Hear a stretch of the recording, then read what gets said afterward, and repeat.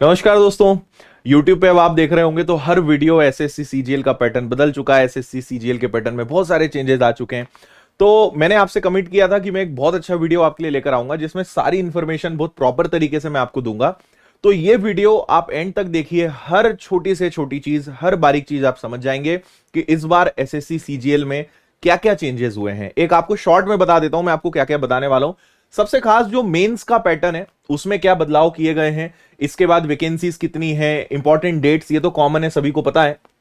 फिर कई सारे बच्चों का सवाल है कि हम फाइनल ईयर में हैं, क्या एग्जाम दे सकते हैं। फिर मैं आपको प्री के बारे में, मेंस के बारे में डिटेल में बताऊंगा। जो टाइपिंग टेस्ट होता है उसके बारे में चर्चा करेंगे। डिटेल्ड सिलेबस पूरा हम डिस्कस करेंगे, क्या क्या इस एग्जाम में आपसे पूछा जाने वाला है। तो सारा प्री का, मेंस का, सारे चैप्टर्स वाइज हम पूरा सीक्वेंस यहां पे देखेंगे, सिलेबस देखेंगे।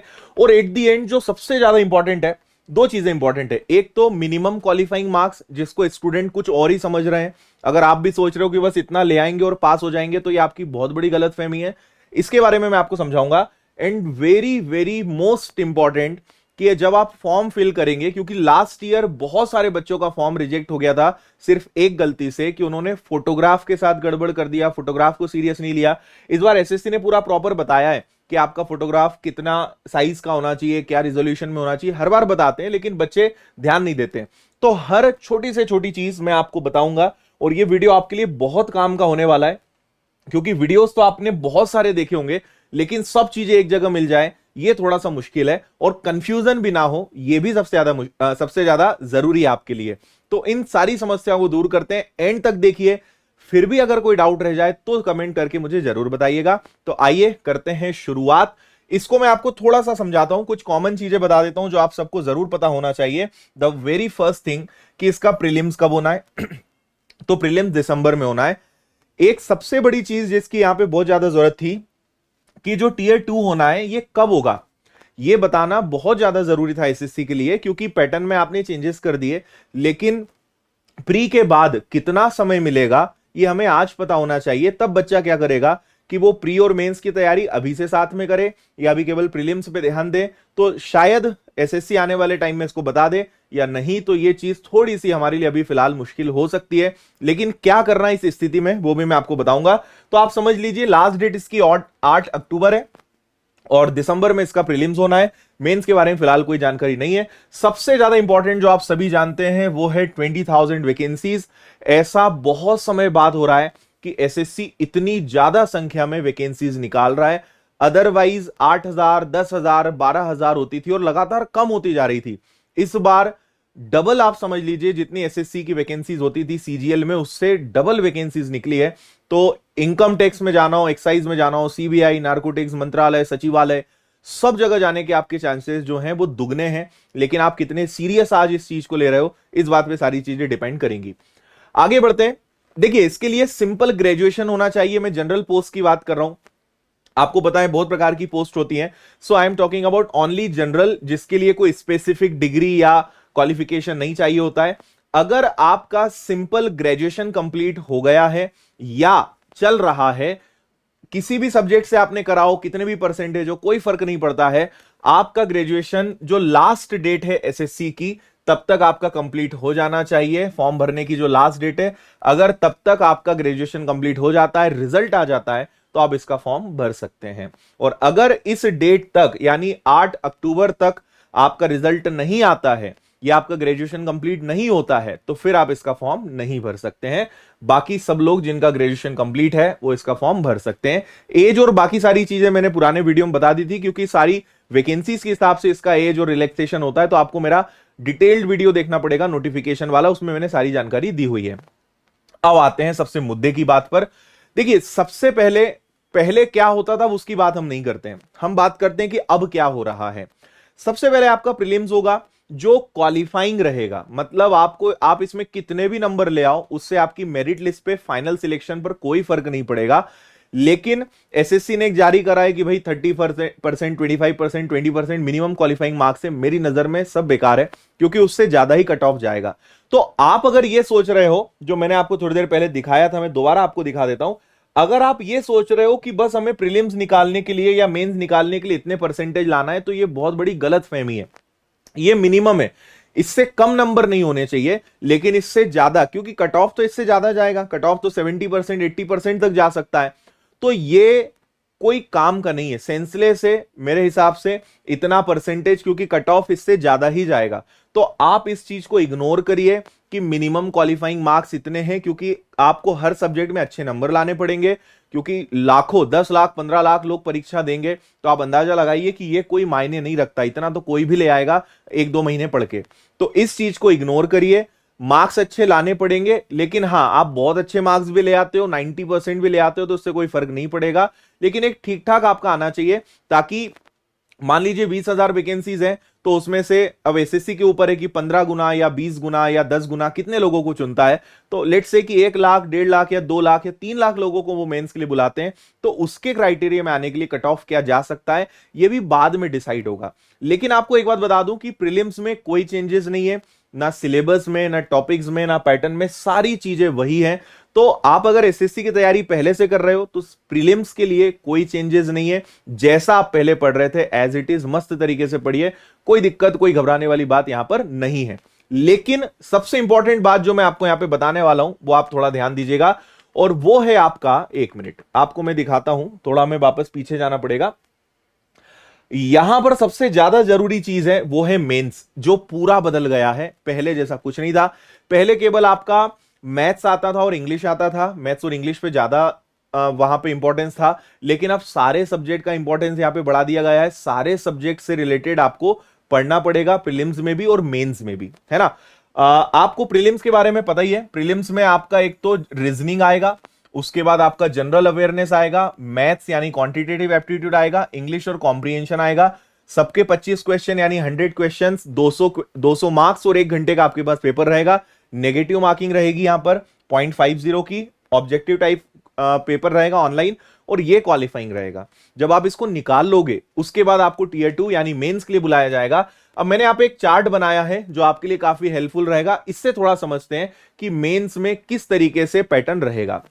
देखिए इस बार ना बहुत सारे टर्म्स आपके ऊपर एकदम मारे गए हैं, एक तो टीयर 1 टीयर 2, फिर उसके बाद पेपर 1 पेपर 2 पेपर 3, फिर सेक्शन 1 सेक्शन 2 सेक्शन 3, फिर मॉड्यूल 1 मॉड्यूल 2। तो आप जब नोटिफिकेशन पढ़ोगे तो आपको समझ नहीं आएगा कि यार ये क्या बात कर रहे हैं। तो मैं आपको आसान भाषा में समझाता हूं, आप सारे टर्म्स को छोड़िए, आप ये समझ लीजिए कि मेंस में आपके 6 सेक्शंस हैं, आपके 6 एग्जाम होने, 6 पेपर होने हैं। अब क्या क्या होगा, एक तो आपका होगा सेक्शन 1 जिसमें 2 चीजें रहेंगी, मैथ्स और रीजनिंग, दोनों के लिए आपको कुल 1 घंटे का समय मिलेगा, 1 hour for maths and reasoning. 30-30 यानी 60 क्वेश्चंस रहेंगे, हर क्वेश्चन 3 नंबर का, तो आपके 90-90 यानी 180 नंबर का पेपर आपका फर्स्ट हो गया, जिसमें मैथ्स और रीजनिंग रहेंगे। इसी के जस्ट बाद कोई गैप नहीं मिलेगा, जस्ट बाद आपको सेक्शन 2 दिया जाएगा ऑनलाइन, जिसमें इंग्लिश और जनरल अवेयरनेस रहेगा। तो इंग्लिश डिस्क्रिप्टिव नहीं, इंग्लिश पूरा रहेगा, और इसके बाद आपका जनरल अवेयरनेस रहेगा, अगेन 1 घंटे का समय मिलेगा, लेकिन इंग्लिश के 45 क्वेश्चंस, जनरल अवेयरनेस के 25 क्वेश्चंस, हर क्वेश्चन 3 नंबर का, 135 75 टोटल 210 नंबर का ये पेपर रहेगा। ठीक है, अब आपके पास इन दोनों को अगर जोड़ दिया जाए तो 390 क्वेश्चन, 390 मार्क्स के ये 2 सेक्शंस आपके हो गए, जिसमें उन्होंने चारों सब्जेक्ट आपसे पूछ लिए, मैथ्स रीजनिंग इंग्लिश और general awareness. General awareness general studies यानी history geography polity current affairs economics, दुनिया भर की चीजें जो है इसके अंदर आएंगी, जो सब आपको पढ़ना है। तो ये समझ में आ गया। अब आप देखेंगे सेक्शन नंबर 3 जो जस्ट इसके बाद रहेगा, फिर इसमें 2 चीजें हैं। पहला आपका कंप्यूटर, जो पहली बार एसएससी में आ रहा है, कंप्यूटर नॉलेज टेस्ट होगा, 15 मिनट का टाइम रहेगा, 20 क्वेश्चन 3 नंबर और 60 नंबर का ये पूरा रहेगा, जो सिर्फ क्वालिफाइंग है। यानी इसमें एक मिनिमम जो भी एसएससी अपना एक सेट कर देगा कि हाँ भाई इससे ऊपर जितने के मार्क्स है उनको ले लो इधर, तो ये क्वालिफाइंग रहेगा, इसका फाइनल मेरिट लिस्ट पे कोई नंबर कोई मार्किंग का फर्क नहीं पड़ना है। इसी के जस्ट बाद सबके लिए कंपलसरी रहेगा, जिसको हम बोलते हैं DEST, data entry speed test. तो आप किसी भी पोस्ट पे जाएंगे, अब आपको टाइपिंग सीखना ही पड़ेगी, टाइपिंग सबके लिए कंपलसरी है, एसएससी की सीजीएल तैयारी करने वाले विद्यार्थियों के लिए। ये मेंस में रहेगा, 15 मिनट मिलेंगे, अगेन 20 मार्क्स का रहेगा, 60 आप समझ लीजिए कि 60 मार्क्स यहां पे आपको इसके टोटल मिलने वाले हैं। ठीक है, यहां पे हम ये चीज हटा देते हैं, ये तो कॉपी पेस्ट हो गया है। 20 और 3 कुछ नहीं है, टोटल 60 मार्क्स यहां पे रहेंगे। अगेन ये क्या रहेगा, क्वालिफाइंग रहेगा आपका, है ना। तो ये दो चीजें आपकी क्वालिफाइंग रहेगी।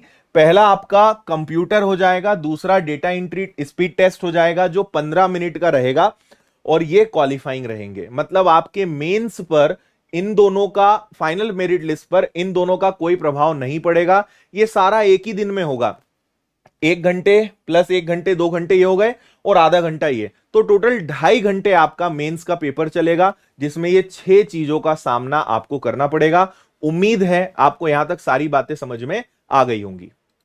ठीक है, यहां तक सारी बातें क्लियर है, इससे कंफ्यूज मत होइएगा। यहां पे टाइपिंग में कोई नंबर क्वेश्चन कुछ नहीं है, ये तो जस्ट कॉपी हो गया, तो इनको आप हटा देना। टोटल 15 मिनट का आपके पास टाइम रहेगा, उसमें आपको वर्ड्स दिए रहेंगे, मैं आगे बता रहा हूं टाइपिंग के बारे में क्या रहेगा। उसमें आपको एक उस फिक्स टाइम में एक पूरा मैटर देंगे, आपको उसको टाइप करना है, आगे मैं इंफॉर्मेशन उसकी दे रहा हूं। तो ये है मेंस का पैटर्न लेटेस्ट, जो पहले से बहुत अलग है।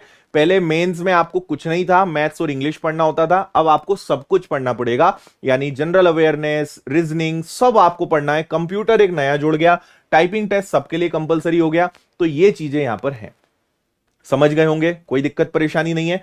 आगे बढ़ते हैं।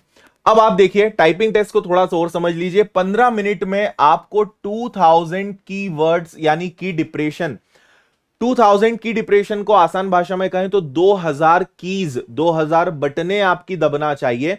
अराउंड ये 30, 35, 40 वर्ड्स पर मिनट के आसपास ये होता है। तो 15 मिनट में आपको इतना मैटर देंगे कि उसमें अराउंड 2000 कीज आपकी दबनी चाहिए, इतनी स्पीड आपकी होनी चाहिए। अब आप चाहें तो अभी से लग जाएं, या अभी आप प्री पे फोकस करें, बाद में आप इसको कर लेना, क्योंकि थोड़ा प्रैक्टिस तो लगेगा, समय निकालना पड़ेगा। लेकिन आप इसके लिए अभी थोड़ा सा प्रीलिम्स पे फोकस कर लो। जब आपको लगे 1-2 महीने बाद कि हाँ आप थोड़ा टाइपिंग को ऐड कर सकते हैं, तो आधा घंटा 1 घंटा एज पर योर शेड्यूल आप इसकी प्रैक्टिस के लिए स्टार्ट कर दीजिए। अगर आपको लगता है कि हाँ प्रीलिम्स तो अब हो जाएगा, क्योंकि मेंस में इसके बिना आप आगे नहीं बढ़ोगे, भले मार्क्स नहीं जुड़ेंगे इसके, लेकिन क्वालिफाई तो करना पड़ेगा, तो इसके लिए आपको मेहनत करनी पड़ेगी। ये बात आप विशेष रूप से ध्यान रखिए। सो उम्मीद है यहां तक सारी बातें समझ में आ गई होंगी। इसके बाद फिर सीधा डॉक्यूमेंट वेरिफिकेशन रहेगा, जो डिपार्टमेंट खुद लेगा, जिस विभाग के लिए आप सिलेक्ट होंगे। अब हम बात करते हैं सिलेबस के बारे में। देखिए सबसे पहली चीज रीजनिंग, तो आप इसका स्क्रीनशॉट ले सकते हो। मैं आपको एक बात बता देता हूं, प्रीलिम्स और मेंस के सिलेबस में कोई डिफरेंस नहीं है।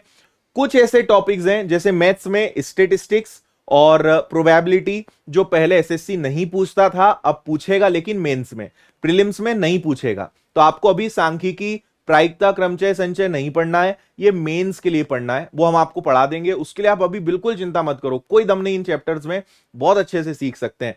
प्रीलिम्स में कुछ भी नया नहीं जुड़ा है, मेंस में कुछ कुछ सब्जेक्ट में इक्का दुक्का चैप्टर उन्होंने नए जोड़ दिए हैं, वो मैं आपको भी बता रहा हूं। तो ये आपका टियर 1 प्रीलिम्स का हो गया। रीजनिंग में आपको क्या क्या पढ़ना है स्क्रीनशॉट ले लेना। दिखने में बहुत बड़ा है ये, लेकिन आप थोड़ा मैं इसको अलग से और एक सिलेबस का अलग से वीडियो बनाऊंगा, जिसमें मैं आपको प्रॉपर दिखाऊंगा। अभी तो आपको ऐसी खिचड़ी दिख रही कि सर समझ ही नहीं आ रहा क्या करना है। मैं एक अलग से वीडियो दूंगा प्रॉपर, इसको सब हटा के अपने तरीके से, तो आपको बहुत अच्छे समझ में आएगा कि हाँ क्या पढ़ना है क्या नहीं पढ़ना है। लेकिन अभी आप चाहें तो इसका स्क्रीनशॉट ले सकते हो। जनरल अवेयरनेस आप तो कुछ मत ऊपर देखो, आप तो यहां देखो, history, culture, geography, economics, policy और जो होता है साइंटिफिक रिसर्च, ये सारी चीजें, मतलब करंट अफेयर्स, ये सब पढ़ना पड़ेगा आपको, है ना। ये चीजें आ गई जनरल अवेयरनेस में। मैथ्स में सब आएगा, अरिथमेटिक, एडवांस, सारी चीजें आनी है, कुछ भी अलग नहीं है, सब एज इट इज आपका यहां पे चलने वाला है। क्लियर है इतनी बात। इसके बाद बात करते हैं इंग्लिश कॉम्प्रिहेंशन की, तो आप इसको पढ़ सकते हो। इंग्लिश में सारी चीजें, जो पुराना पैटर्न था एज इट इज वही रहेगा, कुछ अलग नहीं है। अब बात करते हैं टीयर 2 की, यानी आपका मेंस में मैथ्स में क्या क्या रहेगा। तो देखो number system, arithmetic, algebra, geometry, mensuration, trigonometry, ये हर साल लिखा हुआ आता था, है ना। लेकिन इस बार नीचे आप देखोगे तो स्टैटिस्टिक्स एंड प्रोबेबिलिटी, ये एक नया यूनिट ऐड हो गया है। ये आपका प्रीलिम्स में पूछा जाएगा, सॉरी मेंस में पूछा जाएगा। प्रीलिम्स का लेवल इजी रहने की संभावना है, मतलब वो नॉर्मल रहेगा, लिखा हुआ भी है कि पेपर बहुत नॉर्मल आएगा। मेंस का लेवल थोड़ा सा बढ़ सकता है, लेकिन पहले होता था कि एडवांस मैथ से बहुत क्वेश्चंस आते थे। अब मैथ से मान लीजिए 30 क्वेश्चंस आना है, तो 30 तो चैप्टर ही होते हैं, बल्कि 35-38 चैप्टर होते हैं, तो हर चैप्टर से एक क्वेश्चन आने की अब संभावना है। यानी अब हर चैप्टर का, अरिथमेटिक का, एडवांस का, सबका महत्व है, सब पढ़ना पड़ेगा। तो सभी से क्वेश्चंस आएंगे, ये आप इसके लिए तैयार रहिएगा। हालांकि इन्होंने यूनिट से ये दिखा दिया है कि मान लीजिए इसमें वो सेक्शंस बांट देंगे कि 30 क्वेश्चंस है तो चलो ठीक है, 4 क्वेश्चन यहां से, 4 क्वेश्चन यहां से, ऐसा कर सकते हैं। तो एडवांस से ऑब्वियसली क्वेश्चंस ज्यादा आने की संभावना अभी भी रहेगी, जो पहले भी होती थी। बस यही आपको पढ़ना, और मैं आपसे फिर बोल रहा हूं, चिंता मत करना, आराम से मैं कवर करवा दूंगा, बहुत ईजी है। हम आपको प्रोबेबिलिटी तो पहले भी एसएससी के बैच में मैथ्स फाउंडेशन में पढ़ाते आए हैं, स्टेटिस्टिक्स आपको और पढ़ाना है, वो भी आपको मिल जाएगा, कोई चिंता वाली बात नहीं है। रीजनिंग में क्या करना है, कोई नया नहीं है। कुछ कुछ ऐसे चैप्टर्स हैं जो बैंकिंग में आते थे, वो अब यहां पूछे जाएंगे, वो हम आपको कवर करा देंगे, उसकी भी आपको चिंता नहीं करनी है। इंग्लिश है, पढ़ लीजिए क्या क्या आपको पढ़ना है, इंग्लिश ग्रामर का है। जनरल अवेयरनेस में बता ही चुका हूं, एकदम कॉपी पेस्ट उन्होंने करा है, वही प्रीलिम्स में वही मेंस में, ठीक है। कंप्यूटर में क्या पढ़ना है, अब बहुत सारे बच्चे टेंशन ले रहे हैं, सर कंप्यूटर बहुत इजी आता है, कुछ नहीं टेंशन लेना है आपको। अगर आप मान के चलो कि 15-20 दिन भी टारगेट बना लोगे तो कंप्यूटर हो जाएगा। तो अभी आपको कंप्यूटर का टेंशन बिल्कुल भी नहीं लेना है, 15 से 20 दिन में खत्म हो जाता है, बहुत इजी आता है, कोई दिक्कत परेशानी वाली बात नहीं है, बिल्कुल भी चिंता नहीं करनी है, इसके लिए आप एकदम निश्चिंत रहें। अब देखिए कंप्यूटर में आपको क्या क्या पढ़ना है वो आप यहां पे समझ लो। जैसे कंप्यूटर की जो बेसिक्स चीजें होती हैं, सॉफ्टवेयर से related, working with internet and emails, और बेसिक्स ऑफ नेटवर्किंग। देखिए कंप्यूटर के बिना आजकल काम नहीं होता, तो इतना तो आना चाहिए। तो इसमें कोई दिक्कत वाली बात नहीं कि ये कहां से आ गया, कंप्यूटर का नॉलेज होना चाहिए, क्योंकि अल्टीमेटली काम आपको उसी से करना है, उसी पर करना है। तो कोई समस्या वाली बात नहीं है, और टेंशन बिल्कुल नहीं लेना है, बहुत ईजी होता है, और आपको मिल जाएगा कंप्यूटर का पूरा सिलेबस, पूरा कोर्स, उसकी चिंता आपको नहीं करनी, वो आप हमारे ऊपर छोड़ दें। मोड ऑफ सिलेक्शन मैं आपको क्वालिफाइंग के बारे में बता चुका हूं कि ये सिर्फ मोहमाया है, इसके चक्कर में नहीं पढ़ना है। आप सोचोगे कि इतने में हो जाएगा, तो बहुत बड़ी गलती है, हमें इससे कई गुना ज्यादा मार्क्स लाना है। तो मेरी नजर में किसी काम के नहीं है, क्योंकि हर सेक्शंस को आपको अच्छा करना पड़ेगा, ओवरऑल कट ऑफ रहेगा, तो आपको अच्छे नंबर लाने ही पड़ेंगे, तभी आप सिलेक्ट होंगे, तो इसको छोड़ो। अब बात करते हैं फोटोग्राफ की। ये बहुत बड़ी चीज है। कई बार क्या हुआ कि बच्चों ने बहुत मेहनत करी और आखिरी में पता चला कि उन्होंने फॉर्म भरते समय कोई गड़बड़ करी, और जब एडमिट कार्ड आया तो पता चला उनका फॉर्म रिजेक्ट हो गया। तो आपकी पूरी 3-4 महीने की तैयारी और सारी मेहनत बेकार चली जाएगी। इसलिए फॉर्म भरने में गलती मत करना, एक ही जगह आप गलती करते हो, और वो है फोटोग्राफ। तो एसएससी ने पहले तो पूरा बता दिया है कि आपकी फोटो का जो साइज है वो 20 से 50 के भी होना चाहिए, डायमेंशंस बता दिए हैं। तो आप कोई भी इंटरनेट कैफे के पास, या आप थोड़ा टेक्निकल नॉलेज रखते हो, तो अपने फोटोग्राफ का साइज सही कर लेना, है ना, और जेपीजी फॉर्मेट होना चाहिए। तो ये 2-3 चीजें इसको अच्छे से पढ़ लेना, फॉर्मेट, साइज और उसके डायमेंशंस, लंबाई चौड़ाई, उसी में रखना। सिग्नेचर का इस बार कहीं पे ऐसा कुछ कंपलसरी नहीं है, तो उसको आप छोड़ देना। Application with eligible signature will be rejected, ठीक है। डिटेल्स ऑफ क्वालिफाइंग, ये तो खैर ठीक है। आगे बढ़ते हैं। ये देखिए एसएससी ने प्रॉपर एक फॉर्मेट दिया है, ये एक्सेप्टेबल फोटोग्राफ है, यानी इस फॉर्मेट में होना चाहिए, ना इस तरीके की, ना इस तरीके की, ना टोपी पहनी हुई, ना ब्लर, ठीक है, बहुत ज्यादा डार्क, इन्वर्टेड है, ये सब रिजेक्ट हो जाएंगी। सिंपल पासपोर्ट जो फोटो होती है वो आपकी अपलोड होनी चाहिए, ये बात आप ध्यान रखिएगा। फोर भी कहीं है उल्टा हमने लगा दिया, कभी कभी इस टाइप का हो गया, कभी चश्मा पहना हुआ है आपने, कभी केवल चेहरा आपका कहीं और देख रहे हो आप, ये सारे तरीके से आपकी फोटो जो है रिजेक्ट हो जाएगी। तो इसका भी विशेष ध्यान रखें, क्योंकि ये गलती बहुत लोग करते हैं। और आप अगर नोटिफिकेशन में जाओगे तो एसएससी ने लास्ट में, ये एसएससी के नोटिफिकेशन में ही है ना, और नीचे पूरा दिया हुआ है फॉर्म भरने में, तो नीचे पूरे उन्होंने सैंपल्स दिए कि फॉर्म में कहां पर क्या जानकारी भरनी है, उसको अच्छे से देख लेना। इतने पढ़े लिखे आप हैं कि ये सारी चीजें थोड़ी देख लिया करो, है ना, बहुत ज्यादा जरूरी है। तो पूरी मेहनत आपकी बेकार जानी है, तो इसका आप विशेष रूप से ध्यान रखें। सो होप सो कि आपको ये सारी चीजें क्लियर हो गई होंगी। अगर आपके कोई डाउट्स है, दिक्कत है, परेशानी, तो मुझे कमेंट करके बताना। कुछ चीजें बता देता हूं, मैं डेली यूट्यूब पे मैथ्स की क्लासेस ले रहा हूं। विनर्स की जो मेन चैनल है उस पे, एक तो एसएससी की चैनल है जिसपे आप ये देख रहे हो, इसको सब्सक्राइब कर लेना, इससे जुड़ जाना, क्योंकि बहुत सारी चीजें हम एसएससी के लिए ला रहे हैं। पूरी टीम अभी इसके लिए प्रीवियस ईयर्स के पेपर डिस्कस कराने वाले हैं, सब्जेक्ट वाइज सिलेबस डिस्कस होगा, मॉक टेस्ट आपके लेंगे, बहुत सारी चीजें पढ़ाई जाएंगी। तो आप इससे जुड़ सकते हो, बहुत काम आपको आएगा। और रोज मैं रात को 8:30 बजे मैथ्स की क्लास लेता हूं।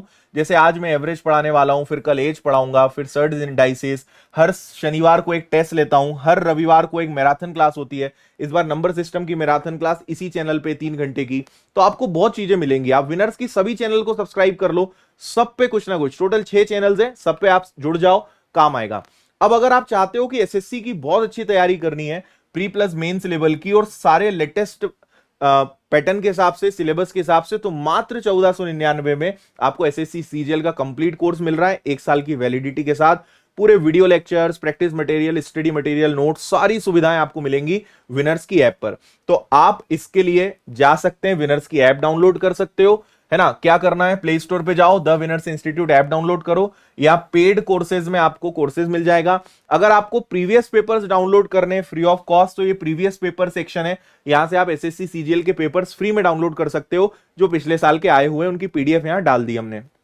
कोर्स खरीदना है, आप यहां जाके सीजीएल एसएससी कैटेगरी में जाओ, सीजीएल का कोर्स सिलेक्ट करिए, तुरंत पेमेंट होगा, आपका कोर्स एक्टिवेट हो जाएगा, उसी समय से आप पढ़ना शुरू कर सकते हैं। और ये विनर्स की सारी चैनल है, इन सबको आप सब्सक्राइब जरूर कर लें।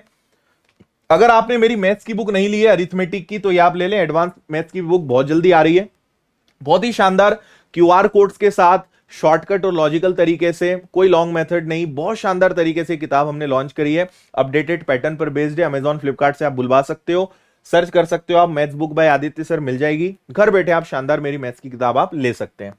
और बाकी कोई दिक्कत परेशानी है कोर्स से रिलेटेड, तो आप इस पे कॉल कर सकते हो, इन्फॉर्मेशन ले सकते हो। तो अब मुझे आप कमेंट करके जरूर बताइएगा कि आज का ये वीडियो आपको समझ में आया, सारे डाउट्स आपके क्लियर हुए या नहीं हुए। स्टिल अगर कोई डाउट है, कोई क्वेश्चन है, कमेंट करिए, मैं फिर वीडियो बना के आपको उसकी जानकारी दे दूंगा। तो उम्मीद करते हैं कि अब आप लग जाएंगे। और एक चीज मैं आपको बता दूं जो सबसे इंपॉर्टेंट है, कि पैटर्न बदला है लेकिन सिलेबस नहीं बदला है ना। सिलेबस बदलना ज्यादा विध्वंसकारी हो जाता, लेकिन यहां पे सिलेबस नहीं बदला है, टॉपिक्स वही है, पढ़ना वही है, पैटर्न चेंज हो गया है। और ये तो समय के साथ होता है, 15-20 साल से एसएससी नहीं बदला, तो अब तो बदलेंगे ना, तो इसमें कुछ गलत नहीं है। आज नहीं तो कल, कभी ना कभी तो बदलता ही, तो वो आज बदल गया, तो इसको नेगेटिव ना ले, इसको ये टेंशन ना ले कि अरे यार अब क्या होगा। जो होगा वो सबके साथ होगा, केवल आपकी समस्या नहीं, ये सबके लिए। थोड़ी मेहनत ज्यादा करनी पड़ेगी, लेकिन अच्छी बात है कि नया कुछ नहीं है, कुछ ऐसा नहीं है कि जो बदल गया और या कुछ ऐसा आएगा जो पढ़ा ही नहीं आज तक आपने जीवन में। तो सब नॉर्मल चीजें प्रीलिम्स में आप पढ़ते ही थे, वही चीजें मेंस में आ रही है, बस इतना सा फर्क है, मार्किंग सिस्टम में थोड़ा सा चेंज हो गया है। तो कोई बड़ी बात नहीं है, चिंता नहीं करना है, पॉजिटिव लीजिए, मेहनत करिए, समय कम है, 2-3 महीने हैं आपके पास, लग जाइए। और विनर्स आपके साथ है, आप YouTube पर, ऐप पर, जिस माध्यम से पढ़ना चाहें। कोर्स खरीद लेंगे तो आपका भटकाव खत्म हो जाता है, क्योंकि YouTube पे कभी आप कोई सब्जेक्ट कहीं से पढ़ रहे हो, मैथ्स का कोई चैप्टर कहीं से पढ़ रहे हो, तो आपको एक जगह सारी चीजें सिस्टमेटिक मिल जाती है, ये बस उसका एडवांटेज है। बाकी फिर आपकी इच्छा है, लेकिन मेहनत करिए, लग जाइए, बहुत अच्छा मौका है। 20,000 वैकेंसीज आने वाले कई सालों में इतनी एक साथ नहीं देखने को मिलने वाली है। वैकेंसीज आएंगी, इतनी कभी नहीं आएंगी, ये आप ध्यान रखिए, या फिर अगले चुनाव में आए तो अलग बात है। तो बहुत अच्छा मौका है, लगिए। मेरी तरफ से, पूरे विनर्स परिवार की तरफ से ऑल द बेस्ट। जय हिंद, जय भारत, खुश रहिए, मस्त रहिए, मुस्कुराते रहिए।